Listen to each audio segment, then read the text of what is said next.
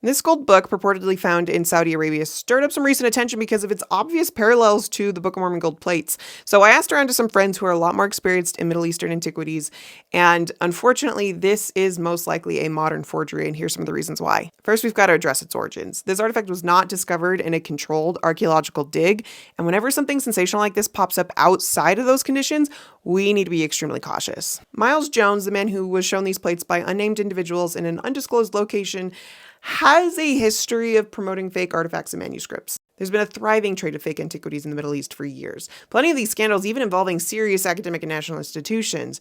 There are hundreds of individuals trying to sell Jews and Christians crude fakes with nonsense Hebrew inscriptions and what they think are Jewish symbols for sums as high as tens of millions. And so there's absolutely motive for someone to want to fabricate a fake Jewish artifact like this. And these photos are from an Israeli collector who has tons of people coming to him trying to sell him their forgeries, and some of them are very similar to this gold book. The menorah designs seem to be copied from the Arch of Titus, and they appear on a lot of other fake artifacts. The style of the embossing or stamping appears to be modern. The clusters of designs and motifs, especially like the asterisks, the stars, the random dot clusters, all of this is pretty commonly found on these types of fakes. And this is the one that gets me. The letters are noticeably amateurish with random gibberish Hebrew phrases from someone who didn't seem to really know Hebrew very well, and there are a mixing of different scripts, and some of these scripts are even poor imitations of modern 20th century Hebrew cursive. I mean, even just look at the regularness of the shape of these plates with the perfectly straight edges and the rounded corners, almost like a credit card. It seems to be